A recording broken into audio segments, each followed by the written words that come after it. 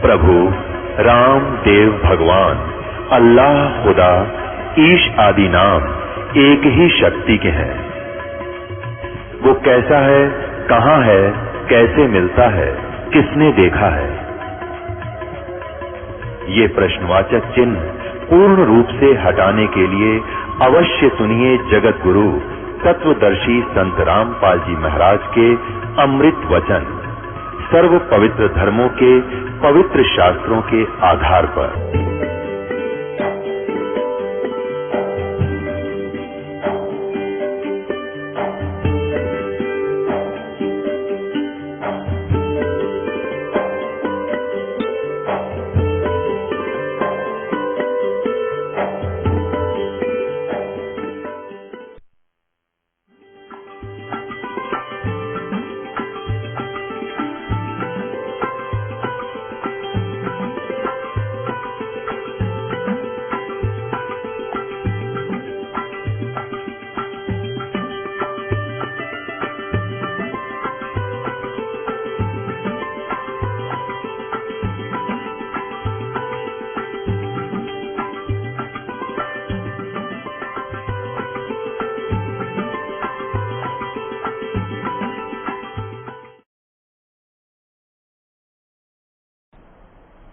सतगुरुदेव की जय। बंदी छोड़ कबीर परमेश्वर जी की जय। बंदी छोड़ गरीबदास जी महाराज जी की जय। स्वामी रामदेवानंद जी गुरु महाराज जी की जय हो।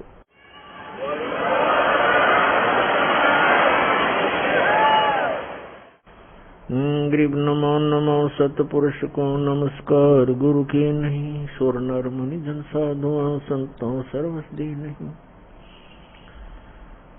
सतगुरु साहेब संत सब डंडो तुम प्रणाम। आगे पीछे मत हुए तिनको जा कुर्बान। नराकार निर्विषम काल जाल भयभंजनम निर्लेपम निज निर्गुणम अकलनो बेसुंदनम। सोहम सुरति समाप्तम सकल समाना निरतलय उज्ज्वल हिरंबर हरदम अम्बे परवा अथा है वार पार नहीं मध्यतम। गरीब दोष उमर सिद्ध होई गणनायक गलता ना करो अनुग्रह सोई पारस पद परवाना। आदि गणेश मनाऊं गणनायक देवन देवा। शरण कमल लो लाऊं आदंत करूं सेवा। परम शक्ति संगीतम हृदय सिद्धिदाता सोई। अवगत गुण अतीतम सत्य पुरुष निर्मोही। जगदम्बा जगदीशम मंगल रूप मुरारी। तन मन अर्पों शीसम भक्ति मुक्ति भंडारी। सुर नर मुनि जन ध्यावे ब्रह्मा विष्णु महेशा। शेष शेष मुख गावे पूज्य आदि गणेशा। इंद्र कुबेर सरीखा वरुण धर्म राय ध्यावे। समर्थ जीवन जी का मन इच्छा फल पावे। 33 कोटि अधारा दावे शेष 88। उतरन बहुत जल पारा कट है यम की फांसी। 33 कोटि अधारा दावे शेष 88। उतरन बहुत जल पारा कट है यम की फांसी। कर जोरू विनती करूं धरूं चरण पर शीश। गुरु जी राम देवानंद जी महाराज ने दियो नाम बख्शीश। कोटि कोटि सिजदा करूं कोटि कोटि प्रणाम। चरण कमल में राखियो मैं बांधी जाम गुलाम। कुत्ता हूँ गुरुदेव का रामपाल दास का नाम। गले प्रेम की जेवड़ी जाखें चोहा जाऊं। तो करो तो बावड़ू दूर दूर करो तो जाऊं। जो राखो त्यों ही रहूं, जो देवो सुख।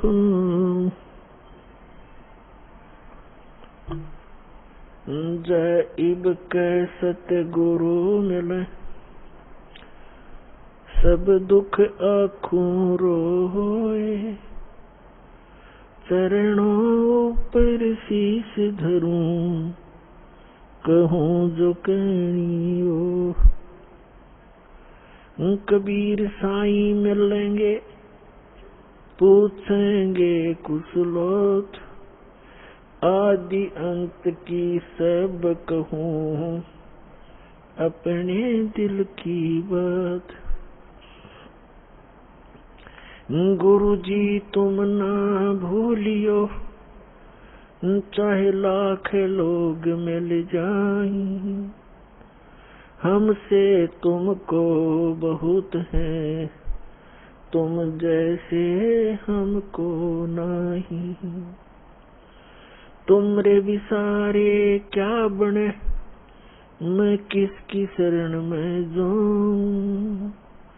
शिव ब्रंच मुनि नारदा, तिनके हृदय न समाऊं।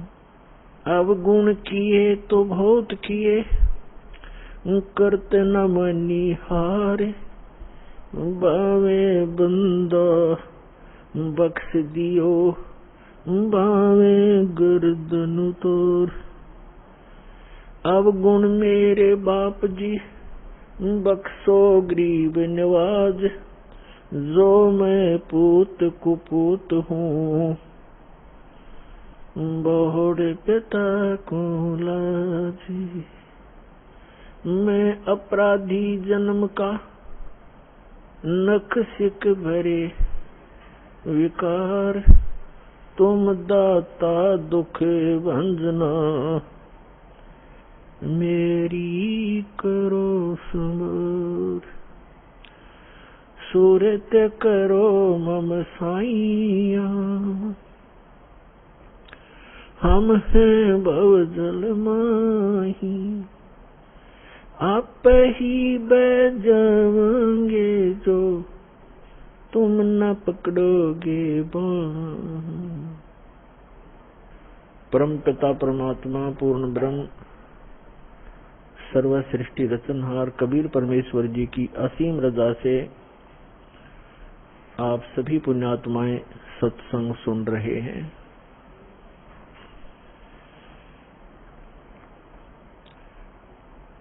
सत्संग उन्हीं पुण्यात्माओं को प्राप्त होता है जिन पर परमेश्वर की असीम रजा होती है।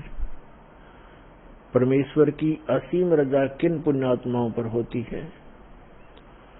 जो पूर्व जन्म के भक्ति युक्त होते हैं। क्योंकि मनुष्य जीवन दो प्रकार से प्राप्त होता है। एक तो पूर्व जन्म के शुभ संस्कारों के आधार से प्राप्त होता है, और दूसरा एक टर्न वाइज होता है। दूसरा टर्न वाइज होता है, एक विधान है प्रभु का, परमात्मा का, कि प्रत्येक प्राणी को 84 लाख प्रकार के प्राणियों के जीवन में एक पूरा चक्कर लगा लेने के उपरांत एक मानव शरीर अवश्य प्राप्त होता है। ये परमेश्वर कबीर जी की हम प्राणियों पर एक विशेष रजा है, और जिस कारण से विवश होकर के इस काल ने हमें एक मनुष्य जीवन देना ही पड़ता है। और वो मानव शरीर ही हमारे लिए एक गोल्डन चांस होता है, एक स्वर्ण अवसर होता है शुभ कर्म करने का, दान धर्म करने का और मोक्ष प्राप्त करने का। और मानव शरीर प्राप्त करके भी हम मोक्ष प्राप्ति नहीं करते तो भारी भूल है प्राणी की। उसका कारण क्या है? उसका कारण ये है कि जो मानव शरीर प्राप्त प्राणी, जो पूर्व जन्म के संस्कार से मानव शरीर प्राप्त किए हुए हैं, वो परमात्मा की भक्ति के लिए अवश्य कहीं ना कहीं जुड़ जाते हैं। चाहे वो अपनी परंपरागत साधनाएं करें या कोई गुरु बना करके उसके बताए अनुसार भक्ति करें, वो भक्ति के बिना, भगवान के बिना वो रह नहीं सकते। चाहे वो दुख में सुमरन कर रहे हो, चाहे वो सुख में कर रहे हो। और दूसरी प्रकार के जो प्राणी होते हैं, जो टर्न वाइज यानी नंबर 83 लाख योनियों में कष्ट उठा करके वो फिर मानव शरीर जो प्राप्त किए हुए होते हैं, वो भक्ति नहीं करते। उनका स्वभाव पशुओं जैसा ही होता है, बकवाद करना, शराब पीना, मांस खाना, झगड़े करना, बेमतलब किसी के साथ खसना, जैसे पशु जा करके दूसरे को बेमतलब टक्कर मार देते हैं, झगड़े बढ़ जाते हैं। तो वो प्राणी उस टाइप के ही झगड़े करवाते हैं। शांति प्रिय घर में भी वो आग लगा देते। तो जो पुण्यात्माएं परमात्मा के लिए लगी हुई हैं, वो साधना गलत कर रहे हैं। श्रीमद् भगवत गीता अध्याय नंबर 16 के श्लोक नंबर 23 और 24 में प्रमाण है कि शास्त्र विधि को त्याग कर जो मनमाना आचरण करते हैं, मनमानी पूजाएं करते हैं, जो शास्त्रों में प्रमाणित नहीं है, वो साधनाएं करते हैं, उनको न तो कोई सुख प्राप्त होता है, न कोई सिद्धि प्राप्त होती है, और न ही उनकी परम गति होती है। अर्थात व्यर्थ, यूजलेस है वो साधनाएं। तो जो साधक शास्त्र विधि त्याग कर, चाहे वो स्वयं साधना कर रहे हैं या किसी नकली डुप्लीकेट गुरु बनाकर वो उनके बताए अनुसार शास्त्र विरुद्ध साधना कर रहे हैं, तो वो अपना जीवन नाश कर रहे हैं। और जो सीधे मानव शरीर से निकलते, जो सीधे ही 84 लाख योनियों से निकलकर मनुष्य शरीर प्राप्त करते हैं, वो तो भक्ति करते ही नहीं। उनका तो वैसे ही जीवन नाश हो ही रहा है। तो इसके लिए सत्संग की आवश्यकता पड़ती है। और सत्संग का अर्थ होता है यथार्थ अध्यात्म ज्ञान।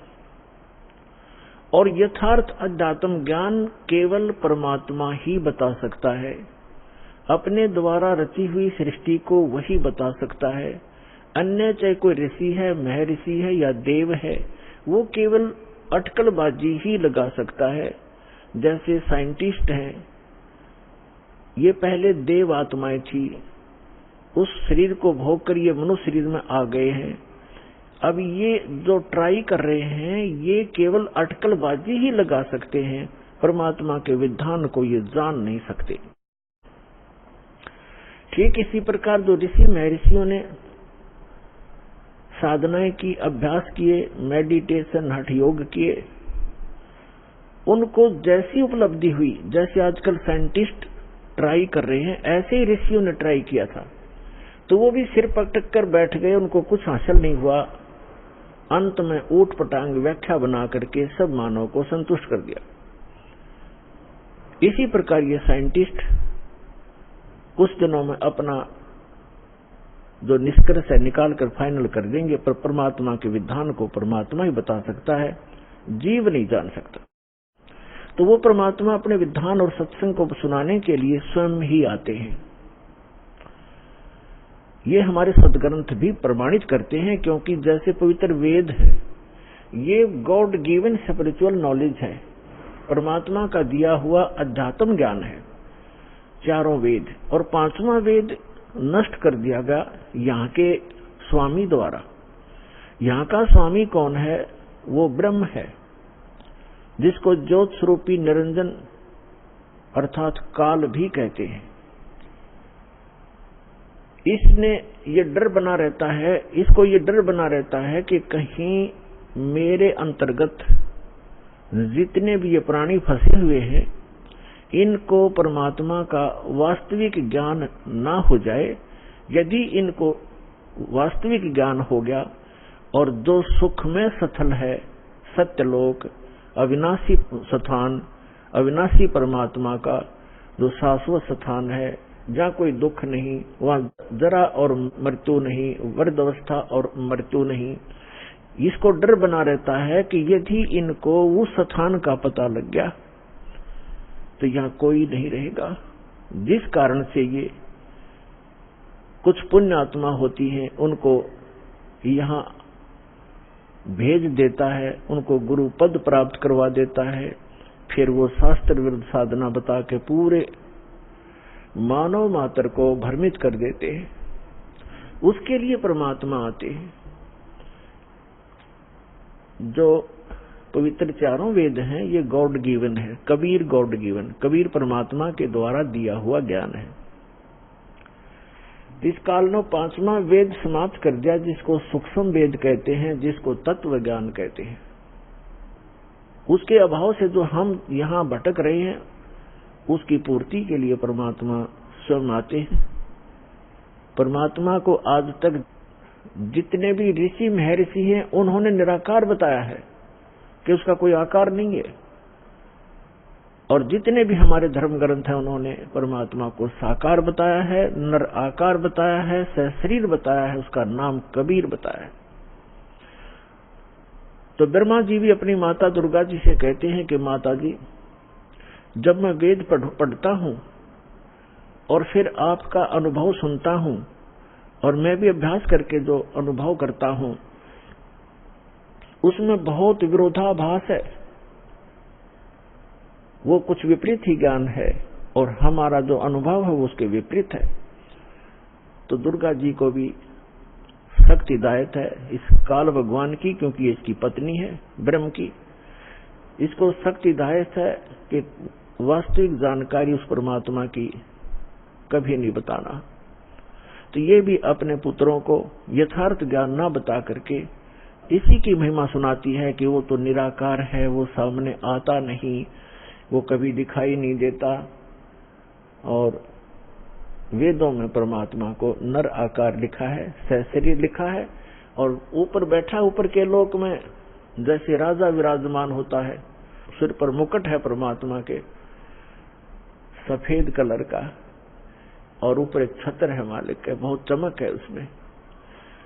जैसे यहाँ झिलमिल झिलमिल होती है, ऐसे उस परमात्मा के मुकुट और छत्र के अंदर झिलमिल होती है। कभी उसका सुनहरी रंग बन जाता है, कभी व्हाइट बिल्कुल सफेद कलर हो जाता है।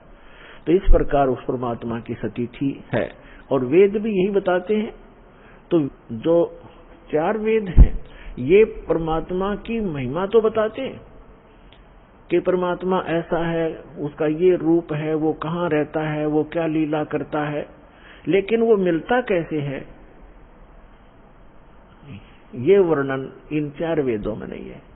फिर इसके बिना ये वेद क्या है? फिर जैसे किसी ने बता दिया आपके अमुक रोग है, उसके ये लक्षण है, और औषधि है नहीं, तो खाक बताया, वो क्या फायदा हुआ उस रोग के बताने का। तो वेद जो है, वेद दोनों काम करता है, रोग भी बताता है, उसके लक्षण भी बताता है, और अचूक औषधि भी रखता है, तो उससे लाभ होगा। तो ये दास है रामपाल दास इस विश्व में आज के दिन परमात्मा के कंप्लीट स्पिरिचुअल नॉलेज लेकर आया है, कबीर भगवान का दिया हुआ।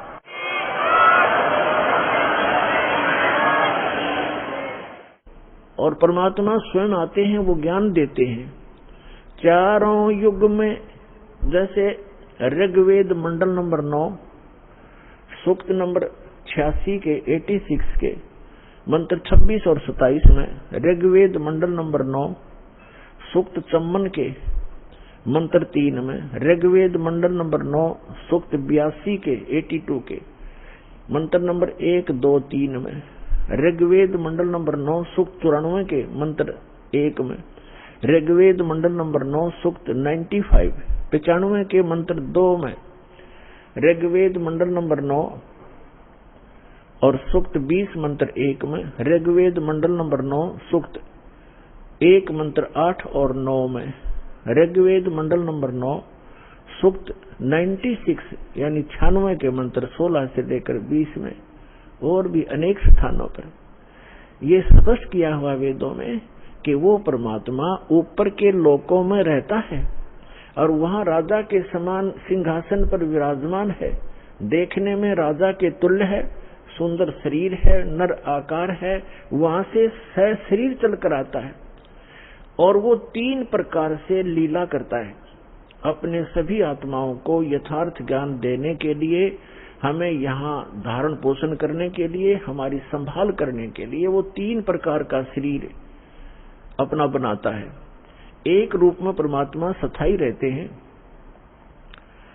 ऊपर के लोक में सबसे ऊपर के स्थान पर एक बहुत बड़ा गुम्बद है, मंदिर नुमा, और उसके सेंटर में परमात्मा का तख्त है। तख्त मीन सिंहासन। जैसे कहा करते ना, दिल्ली के तख्त पर बाबर बैठा इतने सन में, तख्त मीन सिंहासन पर। तो वो बीच में बैठे परमात्मा सिंहासन पर और सिर पर छत्र है, जैसे आप ऊपर देख रहे हैं, और सिर पे मुकुट है परमात्मा के।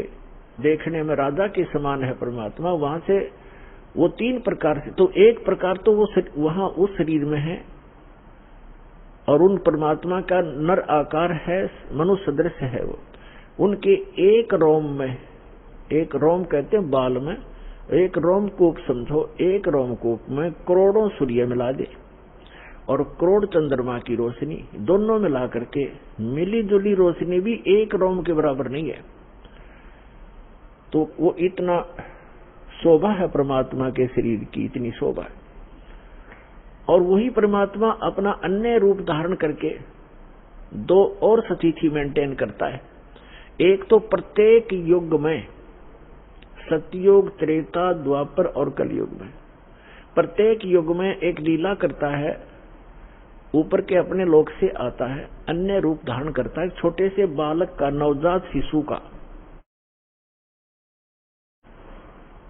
और एक कमल के फूल के ऊपर, कमल का फूल जल में होता है, कमल के फूल के ऊपर आकर के परमात्मा विराजमान हो जाते हैं नवजात शिशु के रूप में। और वहां से उनको निसंतान दंपति उठा ले जाते हैं और धीरे धीरे परमात्मा अपने लीला करते हुए बड़े होते हैं। एक जन साधारण जैसी भूमिका करते हैं, अपने हाथों से निर्वाह करके वक्त अनुसार, योग अनुसार, जैसे भी उस समय क्रियाएं होती हैं, अपना एक आम नागरिक की तरह, एक भक्त की तरह रहते हुए अपना जीवन व्यापन करते हैं, अपना निर्वाह करके दिखाते हैं। और फिर वो धीरे धीरे बालक रूप थोड़ा सा बड़े होते हैं, 5-4 वर्ष की आयु में ही बड़े बड़े विद्वानों को अध्यात्म ज्ञान में पराजित कर देते हैं, उनके छक्के छुड़ा देते हैं। फिर वो बड़े होकर के तत्वदर्शी संत कहलाते हैं, अपनी महिमा आप ही बताते हैं। अपनी महिमा को वो लोकोक्तियों के माध्यम से, दोहों के माध्यम से और शब्दावली के माध्यम से, यानी पद्य भाग में सुनाते हैं, जिस कारण से वे एक कवियों में से भी एक प्रसिद्ध कवि की पदवी प्राप्त करते हैं। लेकिन वो होते हैं परमात्मा। उस ज्ञान से पता चलता है कवि अपने स्तर की केवल एक पोइम बना सकते हैं, अध्यात्म ज्ञान नहीं बता सकते। और कबीर परमात्मा को कवि कहने लगे हम अज्ञानता से। उन्होंने जो ज्ञान दिया है वो 4 वेद, 18 पुराण, 6 शास्त्र, महाभारत, श्रीमद् भगवद गीता, कुरान और पुराण बाइबल, इन सभी का एक मिला जुला ज्ञान है। जो उनके अंदर ज्ञान है वो तो ज्ञान इसमें है ही है, परमात्मा के द्वारा दिए ज्ञान में। जो उनके अंदर ज्ञान उपलब्ध नहीं है, जो भक्ति विधि नहीं है और वो तत्व ज्ञान नहीं, वो भी बता रखा है। तो वो परमात्मा थे, भले ही हम उनको कवि कहने लगे। तो जिस प्रकार परमात्मा दूसरी प्रकार की जो स्थिति है, प्रत्येक युग में एक बालक रूप धारण करते हैं, धीरे धीरे बड़े होते हैं। तो उस समय जब वो बालक रूप में प्रकट होते हैं, ये भी एक उन भगवान के पहचानने के लक्षण हैं कि वो बचपन में किसी माँ का दूध नहीं पीते, कंवारी गायों का दूध पीते हैं। तो कंवारी गायों के दूध से उनके परवरिश की लीला होती है। ये वेद बताते हैं, ऋग्वेद मंडल नंबर 9 सूक्त नंबर 1 मंत्र 8 और 9 में ये दोनों प्रमाण हैं। 3 प्रकार की शरीर परमात्मा धारण करते हैं और नवजात शिशु रूप में जब प्रकट होते हैं उस समय उनकी परवरिश की लीला कंवारी गायों से होती है। और परमात्मा कबीर जी ने 600 वर्ष पहले जब वो आए थे, ये लीला की थी, उन्होंने यही लीला की थी। 25 दिन के हो गए थे, कुछ आहार किया नहीं, माता पिता चिंतित हो गए। तब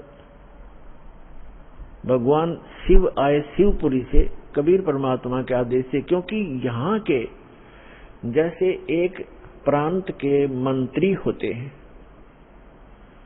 तो जैसे प्रधानमंत्री यहाँ आएगा तो उसकी व्यवस्था यहाँ के मुख्यमंत्री और मिनिस्टर वही करवाते हैं, आगे खड़े हो जाते हैं। तो इस प्रकार ये यहाँ के मंत्री हैं। श्री ब्रह्मा जी रजोगुण विभाग के, श्री विष्णु जी सतोगुण विभाग के और श्री शिव जी ये तमोगुण विभाग के। क्योंकि जो नीरू और नीमा नाम के जो दुल्हा थे वो उसी जन्म में ब्राह्मण थे। गौरी शंकर और सरस्वती उनका नाम था। मुसलमानों ने उनको जबरदस्ती बाई फोर्स उनको मुसलमान बना दिया था। हिंदुओं ने उनको अपने जाति से अलग कर दिया था। तो पहले वो उनकी रोजी रोटी कथा करके प्राप्त उस दक्षिणा से चला करती थी, वो बंद होगी। इसलिए उन्होंने जुलाहे का कार्य शुरू किया था और जिस कारण से वो जुलाहा कहलाए। तो वो शिव के पुजारी थे ब्राह्मण, जब वो ब्राह्मण थे, लेकिन भले ही मुसलमान बन गए थे, लेकिन भगवान शिव की याद उनको फिर भी सता रही थी। तो भगवान शिव से उन्होंने अर्ज की थी, नीरू और नीमा ने, कि हे भगवान, हे शिव जी, पहले तो हमारे कोई संतान नहीं थी, आपने दया बख्शी, कमल के ऊपर ये बालक दे दिया, अब ये खा कुछ नहीं रहा, 25 दिन हो गए, उसके मुंह की तरफ देख रहे हैं, रो रहे हैं। तो तब परमात्मा की प्रेरणा से भगवान शिव वहां आए और परमात्मा को गोदी में लेकर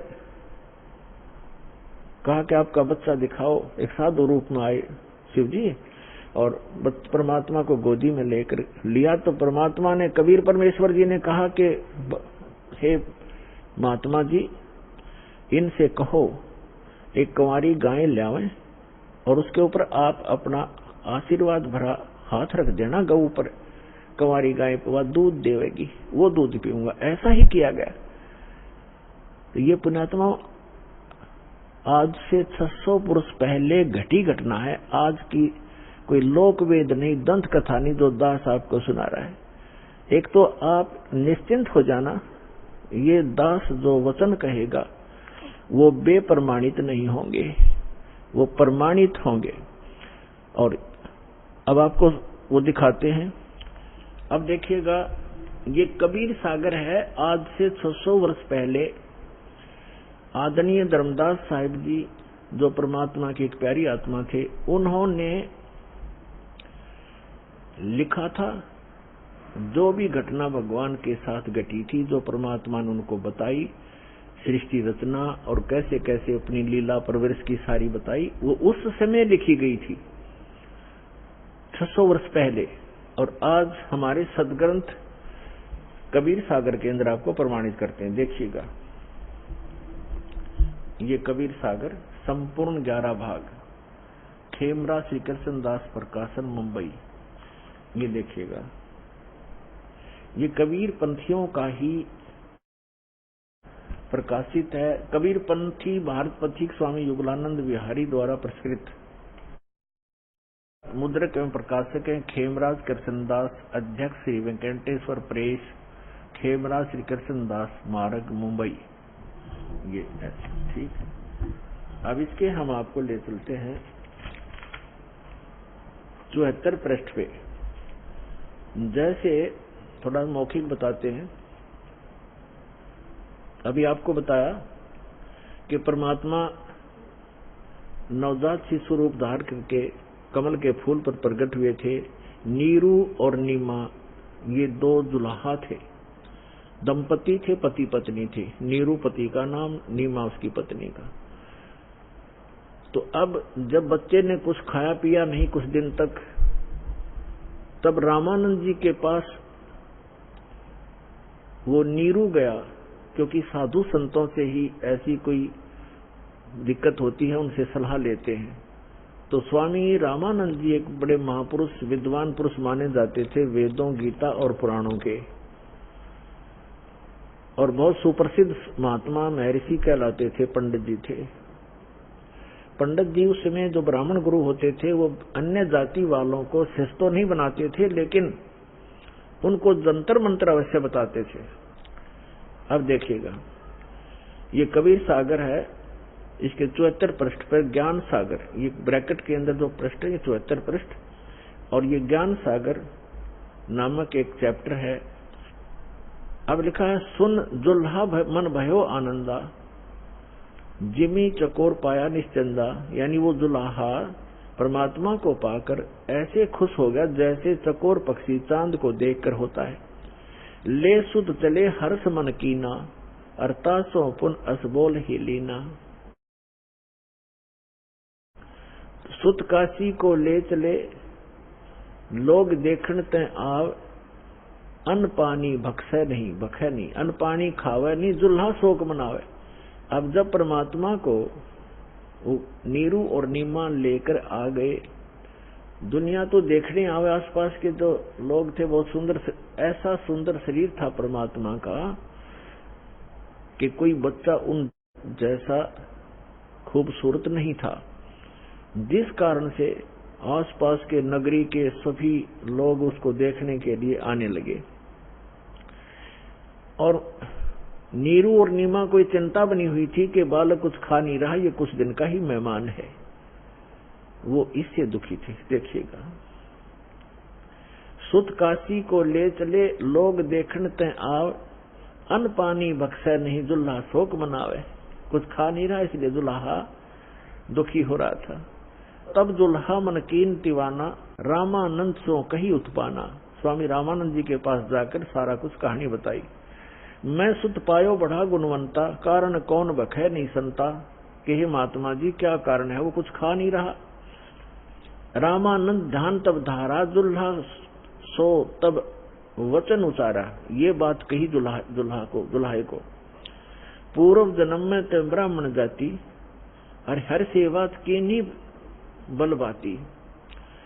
कुछ तब सेवा हर की चूका, ताते भयो दुल्हा का रूपा। प्रीति प्रभु गह तोर लेनी, ताते उद्धान में सुत तो दीना। कि परमात्मा ने, तू पिछले जन्म में ब्राह्मण था तो कोई भगवान की भक्ति भूल गया, कोई चूक पड़ गई तेरे से, जिस कारण से तू ब्राह्मण से दुल्हा बन गया।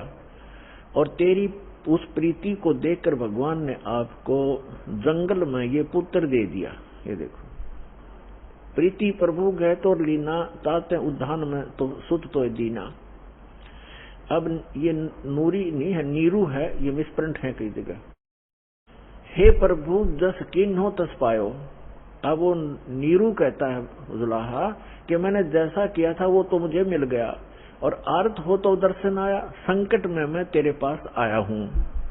असो कहिए उपाय गुसाई, बालक अक्सुदावंत कुछ खाई। रामानंद अस युक्ति विचारा, तुम सुत कोई ज्ञानी अवतारा। आपका पुत्र कोई विद्वान पुरुष है।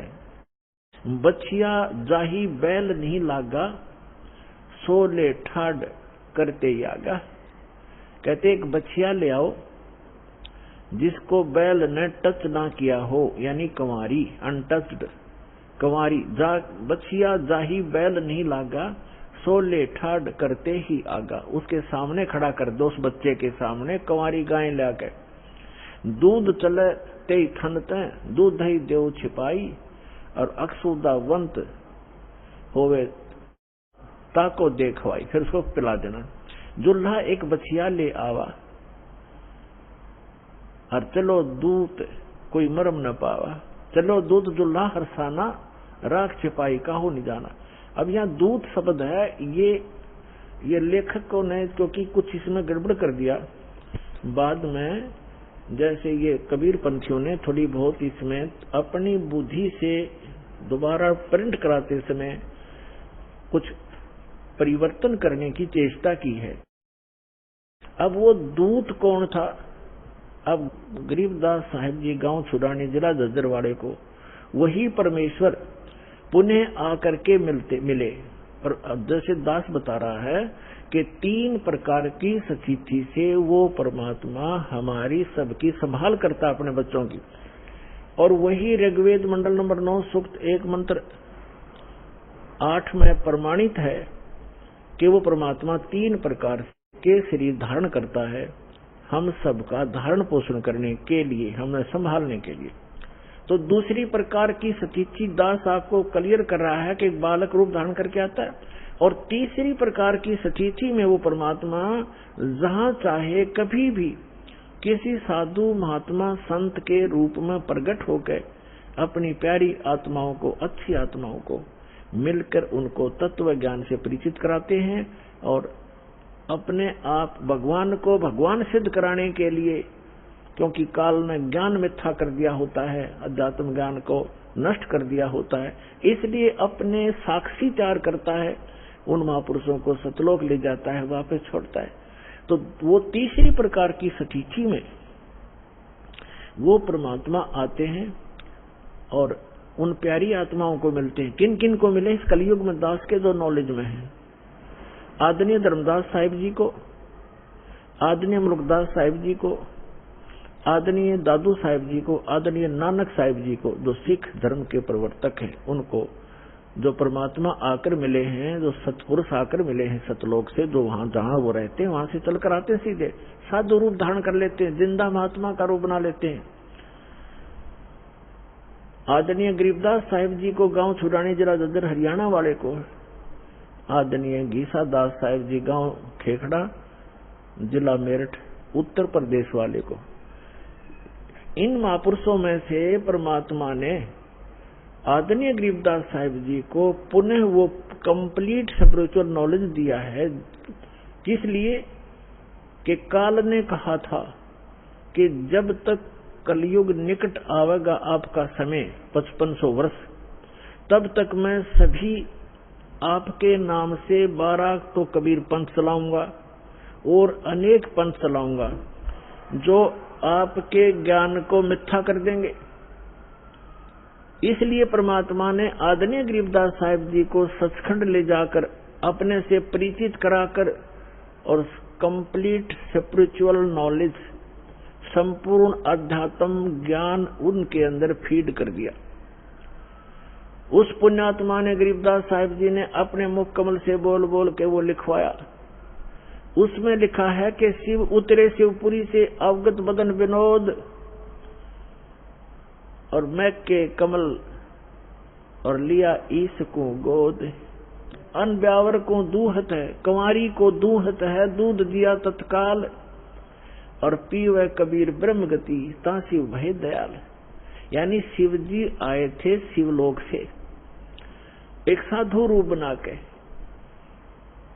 और तब उन्होंने उस कंवारी गाय की कमर पर हाथ रखा था। परमेश्वर के आदेशानुसार नवजात शिशु रूप में परमात्मा उनके गोदी में थे, और तब वो दूध निकलना शुरू हुआ था कंवारी गाय के। उसके थनों से एक कोरा बर्तन लाया गया था कुम्हार के साफ, उसमें वो दूध आया था। वो सतलोक से आता है कंवारी गायों में दूध परमात्मा का, उसके अपने निज लोक से आता है। कहता है इस नकली लोक से क्या खाऊं मैं, ये आप पे भिखारी बने फिरे। तो सतलोक से आता था उस परम पिता का दूध। पवित्र पशु है गौ, जो सब पशुओं में पवित्र है। तो वो दूध परमात्मा पिया करते थे। तो वो दूध आया, फिर वो दूध चला गया, यानी वो महात्मा चले गए परमात्मा के रूप। परमात्मा जो 3 लोक के भगवान और एक साधु संत रूप में आए थे वो चले गए। तो ये बाकी वर्णन वो है, ये मिसगाइडेड पता नहीं। तो यहाँ पर इन्होंने रामानंद जी से जोड़ दिया, साधु संतों के पास अवश्य जाते हैं महापुरुष, दुखी व्यक्ति जाते महापुरुषों के पास। उन्होंने जो जंतर मंत्र बताया वो बताया कि तेरा पुत्र जो है ये आम व्यक्ति, आम बच्चा नहीं है, ये कोई महाविद्वान पुरुष है, और जो भी जैसा बाकी वास्तविकता जो दास आपको बता रहा है ये सत्य है। फिर भी हमने इस पॉइंट को समझना है कि जो वेद बताते हैं, जो वेद बताते हैं वो लीला की किसने है?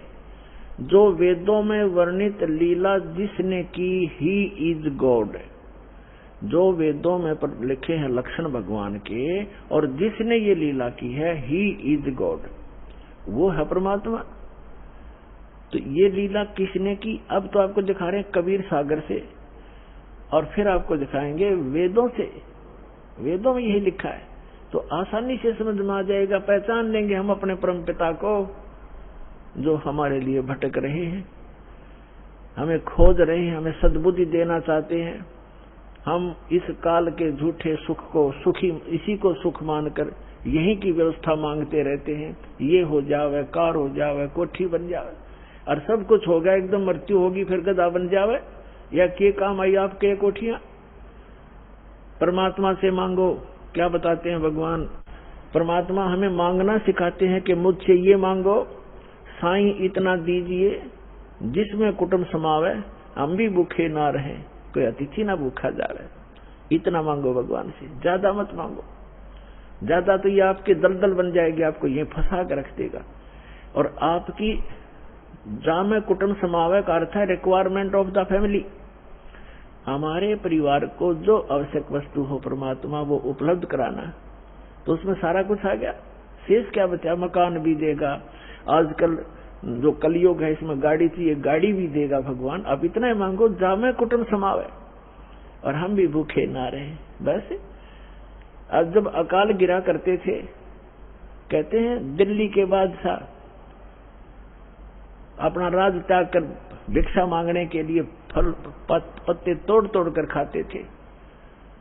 अगर भगवान हमारी रोटी मिल जाती है टाइम पर, फिर उसके बाद बकवाद सोचता है ये मन, बड़ी कोठी बनाऊं, बड़ी कार लूं, और बैंक बैलेंस बना दूं। बैंक बैलेंस बनाना था भक्ति का और धर्म का, वो हम भूल गए। तो उसको बताने के लिए परमात्मा थे। जो प्रकरण चल रहा है उस पर चलते। अब इसमें ये सिद्ध हो गया कि कबीर परमात्मा जब बालक रूप में आए, उनके शिशु रूप में प्रगट परमात्मा की परवरिश की लीला कंवारी गायों से हुई। ये तो प्रमाण होया कबीर सागर में, ये कोई आज का लिखा हुआ नहीं है। 600 वर्ष पहले जो परमात्मा आए थे उसी समय आदरणीय दास साहिब जी का लिखा हुआ है, और कबीर पंथियों के द्वारा सुरक्षित है। अब हम आपको दिखाते हैं वेद क्या बताते हैं परमात्मा के विषय में, वो कैसी लीला करता है। ये देखिएगा ऋग्वेद, ऋग्वेद है ये,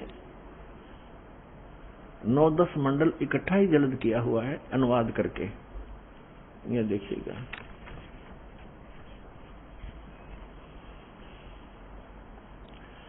अब प्रकाशक हैं सार्वदेशिक कार्य प्रतिनिधि सभा, महर्षि सिद्धांत भवन, रामलीला मैदान, नई दिल्ली। अब ये एक कमाल की बात एक और देखना पुण्यात्माओं, आपके ऊपर कैसी मेहर है भगवान की। यदि वेदों का अनुवाद ये दास करता, वही करना था जो इन चंद श्लोकों में उन लोगों ने किया है जो भगवान को निराकार मानते हैं। उनकी फाइनल है ये, उनका किनका? आर्य समाज वालों का, महर्षि दयानंद और उनके चेलों का। ये फाइनल फैसला है कि भगवान निराकार है, उसका कोई शरीर नहीं है, उसका कोई बॉडी नहीं है। और वेद भी उन्हीं के द्वारा अनुवादित है। ये चंद श्लोकों में परमात्मा ने उनकी दुर्बुद्धि पर पत्थर डाल दिए और एज इट इज अनुवाद करवा दिया जो वेद का होना चाहिए था। थोड़ा बहुत उन्होंने गड़बड़ी की है, वो आप बुद्धिमान समाज आसानी से समझ सकता है। परमात्मा के द्वारा दिए गए तत्व ज्ञान से उसको आसानी से समझ सकते। तो देख कमाल की बात है, आपके ऊपर रहम है दाता का कि उन्हीं के द्वारा अनुवादित में ये स्पष्ट है कि परमात्मा मनुष्य दृश्य है, वहां से चल कर आता है और वो एक पुण्य आत्माओं को मिलता है, अच्छी आत्माओं को मिलता है। और किस लिए मिलता है? उनको उपदेश देता है, उनको तत्व ज्ञान सुनाता है। और वो क्या लीला करता है ये देखिएगा। अब ये आर्य प्रतिनिधि सभा यानी महर्षि दानंद के चेलों द्वारा अनुवादित है, जो भगवान को निराकार मानते हैं। लेकिन वास्तव में वेदों में परमात्मा नर आकार है। नर माने मनुष्य जैसा, शरीर है, उसका नाम कबीर है और सतलोक से चलकर आता है। वहां जहां वो रहता है निज स्थान पर सब भुवनों प्रिय, सब भुवनों के ऊपर के स्थान पर तिष्ठति, वहां बैठा है भगवान, राजा के समान देखने में है। वहां से चल कर आता है, 3 प्रकार से लीला करता है। जब द्वितीय प्रकार की लीला करता है, वो एक शिशु रूप धारण करके कमल के फूल के ऊपर जल के ऊपर विराजमान होता है, जिस कारण से वो परमात्मा नारायण कहलाता है। नारायण का अर्थ होता है जल के ऊपर आके निवास करने वाला, आकर विराजमान होने वाला। और हम विष्णु जी को नारायण मान रहे थे, ये शेषनाग के ऊपर सोया करता, इसलिए नहीं, वो परमात्मा सतलोक से आता है, प्रत्येक बार यही लीला करता है और जल के ऊपर आकर विराजमान कमल के फूल पर होता है, इसलिए नारायण कहलाता है। तो वो नारायण है। और सत्यनारायण, सत्यनारायण का अर्थ होता है अविनाशी परमात्मा। सत्य माने अविनाशी, हम सत साहेब कहते हैं उसको, अविनाशी परमात्मा। तो अविनाशी परमात्मा कबीर जी है, श्री ब्रह्मा, श्री विष्णु, श्री शिव जी, ये नासवान परमात्मा है, भगवान है, स्वामी है, प्रभु है। इनकी जन्म मृत्यु होती है। और इसका प्रमाण है श्री देवी भागवत यानी देवी महापुराण, गीता प्रेस गोरखपुर से प्रकाशित, सचित्र मोटा टाइप, 3रा स्कंद 123 पृष्ठ पर। भगवान विष्णु स्वयं कहते हैं अपनी माता से कि तुम शुद्ध स्वरूपा हो और ये सारा संसार तुम इसे उद्भासित हो रहा है। मैं ब्रह्मा और शंकर, विष्णु जी करे, आपकी कृपा से विद्यमान है। हमारा आविर्भाव माने जन्म और तिरोभाव माने मृत्यु हुआ करता है, हम अविनाशी नहीं है। और शंकर भगवान कहते हैं, हे माता, जब ब्रह्मा जी का जन्म आपसे हुआ तो क्या मैं तमोगुण लीला करने वाला शंकर आपका पुत्र नहीं हुआ? अर्थात मेरी भी आप ही जनक हैं, मैं आपका पुत्र हूं और हम केवल नियमित कार्य ही करते हैं। हम तीनों गुणों से उत्पन्न है, रजगुण ब्रह्मा, सतगुण विष्णु, तमगुण शिव जी, और हम केवल नियमित कार्य ही कर सकते हैं। जिसके भाग्य में जैसा है वैसा ही दे सकते, उसमें कोई परिवर्तन नहीं कर सकते। श्री देवी महापुराण ने चंद श्लोकों में इन भगवानों की पूर्ण लीला तकरीबन सती थी, क्लियर कर दी, स्पष्ट कर दिया, सारे कंसेप्ट क्लियर कर दिए। ये नासवान है, दुर्गा जी इनकी माता है, रजगुण ब्रह्मा, सतगुण विष्णु, तमगुण शिव जी यही है, और प्रकृति दुर्गा को कहते हैं, और ये केवल नियमित कार्य ही कर सकते हैं। तो जो नारायण है वो परमात्मा है, वास्तव में कबीर साहब है जो ऐसी लीला करता है। अब वेदों में दिखाते हैं आपको कि जब वो परमात्मा आता है शिशु रूप धारण करके, उसमें उनके परवरिश की लीला कंवारी गायों के द्वारा होती है। ये देखो, अब हम वेद पढ़ रहे हैं, ये वेद हैं, अभी आपको दिखाया था, अब और देखो फिर पुनः दिखाते हैं। ये कहां से प्रकाशित है? सर्वदेशीय कार्य प्रतिनिधि सभा, महर्षि दानंद भवन, रामलीला मैदान, नई दिल्ली से। और ये इसके अनुवादक और ये मुद्रक Prince Offset Printers 1510 Pataudi House, Daryaganj, New Delhi से। और अब हम आपको ऋग्वेद मंडल नंबर 9 का और सूक्त नंबर 1 दिखाते हैं। ये देखिएगा, ऋग्वेद भाष्यम अथ नवम मंडल, 9वां मंडल प्रारंभ होता है इसका ये प्रथम मंत्र है। इसमें क्या लिखा है कि हे सोम स्वभाव परमात्मन, यानी परमात्मा की महिमा चल रही है। सोम माने परमात्मा, सोम, ये भी ध्यान रखना। अभी आगे चल के आपको ये हेल्प करेगा इस ज्ञान को समझने में। ये 1 नंबर मंत्र, मंडल नंबर 9 सूक्त नंबर 1 का अब मंत्र नंबर हम दूसरा पढ़ रहे हैं। इसमें है हे परमात्मन आप, है ना, परमात्मा की महिमा चल रही है, ये ध्यान रखना। अब तीसरे मंत्र में हे परमात्मन, चौथे मंत्र में हे परमात्मन आप, है ना, महिमा भगवान की। और 5वें मंत्र में हे परमात्मन आप, यही परमात्मा की महिमा चल रही है। अब छठे मंत्र में मंडल नंबर 9 सूक्त 1 मंत्र 6, हे परमात्मन, है परमात्मा की महिमा। और अब यहाँ 7वें और 8वें में इनका याद आ गया मैं ऋषि के चेलियां के कि अब यदि हम यहाँ परमात्मा लिख देंगे, आगे परमात्मा को की महिमा है कि वो बालक रूप धारण करके आता है, 3 प्रकार के शरीर धारण करता है, तो जनता के समझ में ना आ जावे कि भगवान नर आकार है। तो यहाँ इन्होंने परमात्मा ना लिख कर पुरुष लिख दिया। ये देखिएगा, ऋग्वेद मंडल नंबर 9 सूक्त 1 और मंत्र नंबर 7, इसमें 6 तक तो उस हे परमात्मा लिखते आ रहे हैं, 6 तक तो। अब 7वें में इनकी बुद्धि फिर थोड़ी सी उकस गई, यहाँ लिख दिया तम उस पुरुष को, उस पुरुष लिख दिया, भगवान नहीं लिखा। अच्छा, यहाँ तीसरा फिर उस पुरुष को। अब ये पुरुष और कंसेप्ट क्लियर करना पड़ेगा, पुरुष माने परमात्मा होता है। अब देखो, महर्षि दयानंद के द्वारा ज्ञान दिया गया है कि परमात्मा निराकार है, और जिसको माना है आर्य समाज के व्यक्तियों ने, और पूरा विश्व ही माने बैठा है कि भगवान निराकार है। अब महर्षि दयानंद को हम छोड़ देंगे, क्योंकि हमने वेदों से प्रमाणित करना है कि वेद क्या कहते हैं। अब उसी के द्वारा अनुवाद है यजुर्वेद, उन्हीं के द्वारा अनुवाद है महर्षि दयानंद के द्वारा। यजुर्वेद अध्याय नंबर 40 के मंत्र नंबर 15 और 17 में ये कंसेप्ट कति क्लियर हो जाएगा। जैसे वेद ज्ञान परमात्मा ने दिया, उस पूर्ण परमात्मा ने इसके अंतःकरण में फीड कर दिया, उस मालिक ने जो इसमें लिखना था वो लिख दिया ताकि हम आसानी से समझ सके। तो यहाँ जो वेद जिसने आगे वेदों को फिर बताया है, दिया है, समझाया है, उसमें लिखा है कि वेद ज्ञान दाता ये कहता है। अब वेद ज्ञान दाता, अब ये यहाँ काल माना जाएगा ब्रह्म, क्योंकि इसने आगे प्रदान किए हैं और इसको भगवान उस परम पिता ने दिए हैं, इसलिए ये गॉड गिवन है।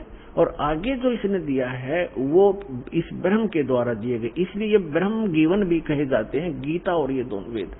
तो यहाँ 40वें अध्याय के 15वें श्लोक में ये खुद कहता है कि मेरा ते कोम नाम है, और 17वें में भी यही स्पष्ट करता है कि मेरा ते कोम नाम है।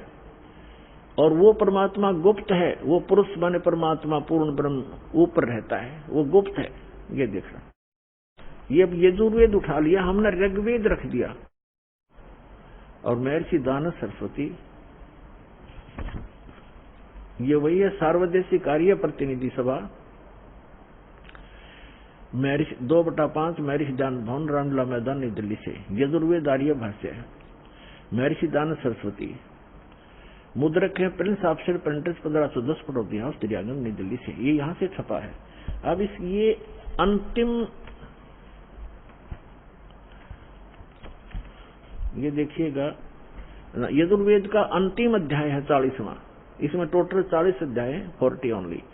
और इसमें 40वें अध्याय में 17 मंत्र हैं, और इसमें पूरे यजुर्वेद का लगभग निष्कर्ष है। अब देखो, ये यजुर्वेद अध्याय नंबर 44, 40वां अध्याय है।